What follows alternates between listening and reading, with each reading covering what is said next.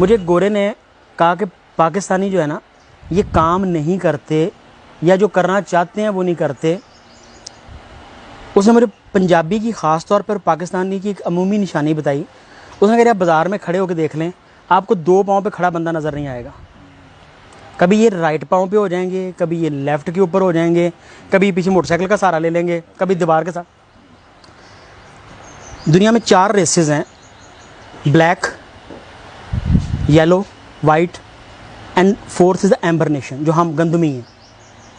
अल्लाह ताला ने काले को, जो ब्लैक नेशन है, उसको ताकत बड़ी दी, बहुत सारी ताकतें उसको, ज़ोर, गेम्स में, जंप में, रेसें लगाने में, भागने में, मार कटाई में, वो बड़ा आगे है। गोरे को उसने इंटरप्रेट करने की और 2 चीज़ों को मिला के तीसरी चीज़ को पेश करने की या साइंटिफिक रीजनिंग की या मिल के काम करने की बड़ी सलाहियत दी।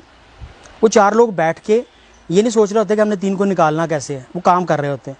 हम 4 जब मिलते हैं, हम सोच रहे होते हैं इन 3 को निकालना कैसे इस बिज़नेस में से। गोरे को अल्लाह ताला ने विजन और चीज़ें और समझ और नई तहकीक का बड़ा मादा दिया। हम में भी था कभी, लेकिन वो ख़त्म हो गया। तीसरी जो है ना, वो येलो नेशन, इसकी बड़ी क्वालिटी, ये थकते नहीं हैं। 16-16 घंटे जो है ये काम करते हैं, 16-16 घंटे काम करते हुए थकते नहीं हैं। ये कॉपी के माहिर हैं, ये कॉपियाँ करते हैं, एक चीज़ को देख के वैसे ही बनाते हैं। अब चौथे नंबर पे आ गई एम्बर, जिनके पास ना तो काले जैसी ताकत थी, जिनके पास ना गोरे जैसा ज़ेन था। नाराज़ होंगे लेकिन मानने वाली चीज़ है, अगर नहीं मानेंगे तो हमारी आखिरी याद लौटा है, वो आपको भी पता है। अच्छा, गोरे जैसी जहानत नहीं थी, उस जैसा विजन नहीं था। हमारे हकीम इल्म लेके मरते रहे, उनके हकीम जो थे चीज़ों को रजिस्टर्ड करा के पूरी दुनिया के अंदर ब्रांड देते रहे। हम छुपाते रहे, वो मशहूर कर करके अमीर होते रहे। और आखिरी नाम में फीने जैसी एक जगह पे काम करने की सलाहियत थी। और गोरे की रिसर्च के मुताबिक हम एक जगह टिक के काम नहीं कर सकते। आधे घंटे बाद या हमें सिगरेट की ज़रूरत होती है, या चाय की ज़रूरत होती है, या हम फ़ोन पे किसी ना किसी को, किसी फूफी की शिकायतें लगाते हैं, एक दूसरे के बारे में बताते हैं, फिर जाके हमें सुकून आता है। अब गोरे का कहना था कि आपके ख्याल में बताएं कि क्या वजह। मैंने उसको 20 वजह बताई। गर्मी बड़ी होती है, कभी सर्दी पड़ती है, हमारी खुराक सही नहीं है, हमारा फ़लाँ सही नहीं है, मौसम नहीं ठीक है, सियासतदान अच्छे नहीं हैं। मैंने 20 वजह उसको बताई। वो उसका खैर वो काफ़ी बड़े सर वाला था, वो सर आता रहा नो नो। आखिरी रीज़न जो उसके मुताबिक, मैं उससे कुछ हद तक वैसे पार्शली एग्री भी करता हूँ, उन्होंने कहा, mister Sandhu, the only thing which I think about your nation is the buffalo milk. तुम्हारी कौम का जो यहाँ पे रहने वाली है, इसका बेड़ा गर्क जो है वो भैंस के दूध ने किया है। उन्होंने दुनिया के 187 मुल्क हैं, सिर्फ 3 मुल्कों में दूध पिया जाता है भैंस का, और ये पट्टी में तीनों मौजूद हैं। ये तीनों के तीनों जो हैं डफर भी हैं भैंस की तरह, स्लगिश भी हैं, सुस्त भी हैं, काम करने पे आमादा भी नहीं है। उसने कहा, मुझे ये बताओ कि इल्हामी किताबों, किसी वलीउल्लाह ने, किसी पीर ने, किसी कुरान पाक ने, किसी किताब में, किसी में भैंस के दूध की तारीफ़ आई हो? अब मेरी सर लाने की बारी थी, नहीं आई।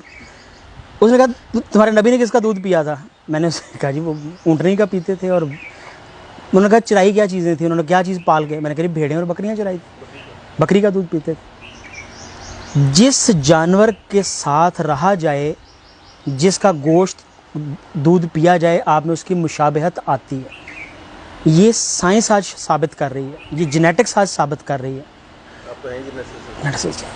आपके जीन्स के ऊपर बेशुमार डॉक्टर्स कहते हैं कि आपने अगर ये मेडिसिन खा ली है तो जब तक अगले 40 दिन तक आपके नए ब्लड सेल्स पैदा नहीं हो जाएंगे, उस वक्त तक इस मेडिसिन का असर नहीं जाएगा। ठीक है, तो जब हम भैंस का दूध पी के तो ज़्यादा काम करने की ख्वाहिश का इज़हार करते हैं, तो आप नहीं कर सकते। बिलीव मी, एक बच्चे को बकरी के दूध पे पाल के देखें, मैंने किया, मैंने तजर्बा किया, अपने घर में किया है। बकरी वाले बच्चे कुछ और तरह के, भैंस वाले कुछ और तरह के। ठीक है जी। और भैंस का, अच्छा ये ना करेंगे हमने चूँकि बड़ा सा भैंस का दूध पी लिया तो अब हम ज़ाया हो चुके हैं, ऐसा नहीं है। 40 दिन पिए, 40 दिन के बाद आप में तब्दीली आना शुरू हो जाएगी। अगर आप झगड़ालू, लड़ाके, तंदखू, बदला लेने वाले, कीना परवर बनना चाहते हैं तो ऊँट का दूध पीना शुरू कर दें। आप इस रियलिटी आप मुड़ के देखेंगे दूसरे को, जिसने गाली, उसको पकड़ लेंगे जाके, उसको छोड़ेंगे नहीं। कमज़ोर भी होंगे, उसको दबोच लेंगे। जिस खित्ते में हम रह रहे हैं, हमारा रिकॉर्ड है कि हमने आज तक किसी पे हमला नहीं किया, बल्कि कुछ माजी के हुक्मरान लिखते हैं कि हमने इनसे ज़्यादा बेगैरत कौम नहीं आज तक देखी। इस बात पर बहुत लोग मेरे से नाराज़ भी होंगे, लेकिन वो बुक में लिखता है, वो कहता है, मैं उसका नाम नहीं लूँगा, वो कहता है जब मैं फ़ौज लेके पहुंचता था तो ये अपने गांव से, इलाके से ढोल बजाते बाहर निकल आते थे। तो मैंने कहता था मैं तुम पे हमला करने आया हूँ, मैं तुम्हें मारने आया हूँ। तो वो कहते थे जी साड़ी किताब च लिखिया सी, हमारी किताब में लिखा था कि तुमने आना है, हम तो 300 साल से इंतज़ार कर रहे थे कि तुमने आना है। कहता फिर मैं उनको मारता तो मतलब हमने हर हमलावर को अपना निजात दहिंदा समझा है। एक बच्चों की ना छोटी सी वीडियो मूवी है मिनियंस के नाम से, करैक्टर भी है और मिनियंस भी है। आप उसके पहले 3 मिनट देख लें, हमारी कौम की पूरी आपको साइकोलॉजी की समझ लगे।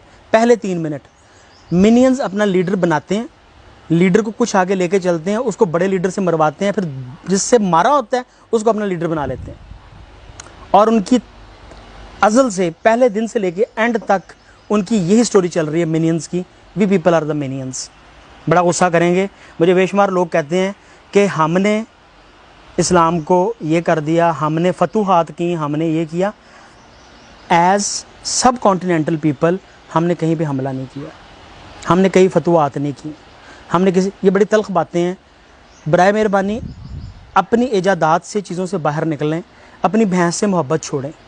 भैंस जो है वो हमें कोई अल्लाह ने या उसके रसूल ने नहीं दी थी कि जी आपने इसका, हमारी तो सबसे लंबी सूरत भी कुरान पाक की जो है वो गाय के ऊपर है, सूरह बकरा जो है, या तो उसको सूरत मज कर लें, नौज़बिल्लाह, मैं कभी वैसे बात कर रहा हूँ, बात को गुस्सा ना कर जाएँ, कि भैंस जो है उसकी कहीं पे तारीफ़ नहीं है, उसकी कहीं। पहला काम, ये जो आसान काम है। नंबर 2, वो तमाम चीज़ें जो आप खुद खाना चाहते हैं, हकीम आपको रिकमेंड करता है, जो हर्बलिस्ट, मैं हर्बलिस्ट बोलूँगा हकीम से, बहुत सारे लोग कहते हैं कि हकीम की पता है, हर्बलिस्ट आपको रिकमेंड करते हैं, वो हर्ब्स अपने बकरी को खिला दें और बकरी का शाम को 1 लीटर दूध खुद पी लें। उसको बकरा खिलाएं, उसको अक्कर खिलाएं। आप में जो मर्दानगी की कमी है ना इस कौम में, वो सारी पूरी हो जाएंगी। आप उसको वो खिलाएं, आप बकरा खिला के उसका दूध पी लें, आपके अगर जोड़ों में दर्द रहेगी मुझे बताइएगा, आपकी एक्टिवनेस चेंज हो जाएगी। मैं जापान में रहा, मैंने जापान में जाके देखा, मैंने उनकी 90 साल की ख़वातीन जॉगिंग करती हुई देखी। 100 साल की लड़कियां, मैं 100 साल की लड़कियां कहूँगा, वो बड़ी माइंड करती थी। मैंने उससे उम्र पूछी तो मुझे कहती है मैं अगर अपना ध्यान नहीं रखती तो लगती ज़्यादा हूँ, लेकिन एक्चुअली मेरी उम्र जो है ना वो 90 साल है। मैं लगती ज़्यादा हूँ लेकिन मेरी उम्र 90 साल की है। तो मतलब वो 90 साल की उम्र में भी कॉन्शियस थी कि मेरी उम्र जो है ना ज़्यादा लग रही है। तो मैंने उनसे पूछा कि रीज़न, उन्होंने 2 रीज़न्स मुझे बताई। मैं बड़ा इंप्रेस, एक तो उन्होंने कहा जी हम हर्ब्स खाते पीते सब कुछ, दूसरा उन्होंने कहा जी हम बीन्स खाते हैं, sprouted beans, bean sprouts the ideal thing for that. आप तमाम खुराक छोड़ दें, ये खा लें, 7 दिन के बाद आप फील करेंगे आप नए इंसान बन रहे हैं। उगते हुए बीन्स खाना, मुग़ल खाया करते थे, बड़े बादशाह खाए। आज के जितने बादशाह जिनसे मेरा ताल्लुक है, मैं सबको देखता हूँ वो सारे के सारे बीन स्प्राउट्स खाते हैं। तमाम पढ़े लिखे जो CSPs हैं, कमिश्नर्स हैं, वो तमाम लोग बीन स्प्राउट्स खाते हैं और अपनी उम्र से 10 साल छोटे नज़र आते हैं, एक्टिव हैं। ठीक है जी।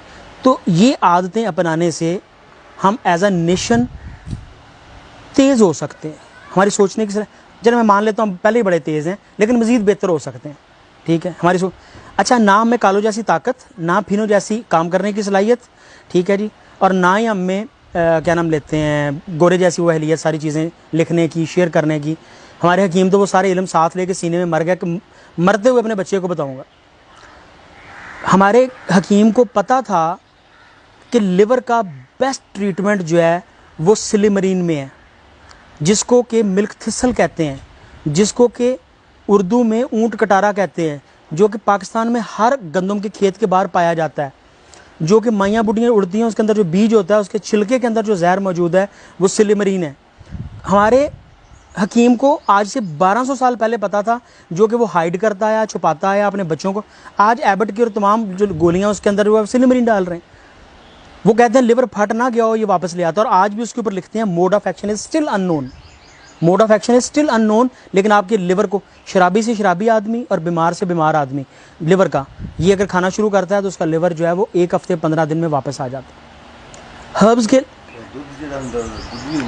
जी दुध भी होंगे, लेकिन मैं गल कर रहा ਉਹਦੇ अंदर ਜਿਹੜੇ ਮਾਈ ਬੁੱਢੀ ਦੇ ਵਿੱਚ ਛੋਟਾ ਜਿਹਾ ਦਾਣਾ ਹੁੰਦਾ ਨਾ, ਬੀਜ ਹਵਾ ਨਾਲ ਲੈ ਕੇ दूध, बिल्कुल ਉਹਦੇ ਬੀਜ ਦੇ छिलके ਦੇ ਵਿੱਚ ਇੱਕ ਜ਼ਹਿਰ है ਜਿਹੜਾ अल्लाह पाक ने रखा है, ਉਹਨੂੰ सिलिमरीन कहते हैं। गूगल ਤੁਹਾਡੇ ਕੋਲ मौजूद है, एक ऊपर लिखे हैं जिसके ऊपर मिल्क थिसल।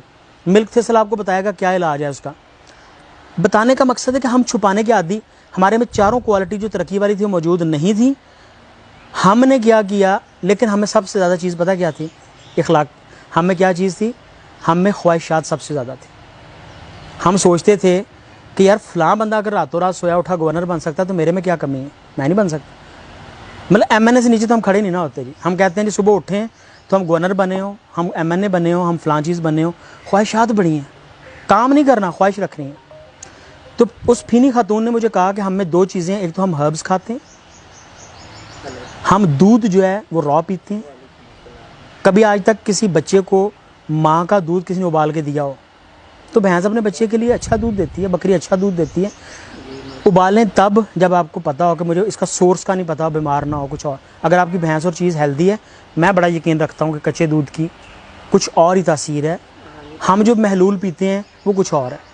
या फिर उसको आप पेस्चराइज़ करें, उसको उबालें मत।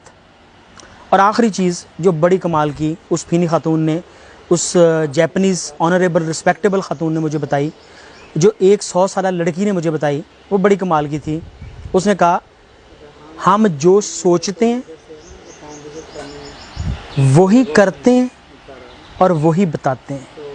उसने कहा यू पीपल सोचते कुछ और हो, बताते कुछ और हो और करते कुछ और। जब आपकी बॉडी की डायरेक्शन ही चेंज हो जाती है, आपका अपना जहन जो है राइट लेफ्ट, आप एक कदम इधर को उठाएं, एक इधर को उठाएं, एक इधर को उठाएं, मंजिल पे नहीं पहुंच सकते। तो बराए करम, एक तो मैं पाकिस्तानी दोस्तों से तमाम से दरख्वास्त है, जो वादा करें उस पर पूरा होते हैं। जिस टाइम का किसी को बताएं उस टाइम पे पहुँचें। हम किसी को बताते हैं कि मैं जी रास्ते में हूँ, हालांकि उस वक्त बंदा घर में ना आ रहा होता है। टाइम के पाबंद नहीं है हम अपने वादे कमिटमेंट के जो काम नहीं कर सकते हम स्ट्रेट रिफ्यूज़ कर दें। दूसरा, अपनी लाइफ को हर्ब्स के ऊपर लेके आएँ, अपनी लाइफ को इन चीज़ों के ऊपर लाएँ जो ऑर्गेनिक्स हैं। चलो ऑर्गेनिक नहीं मिलती, जितनी कर सकते हैं वो कर लें।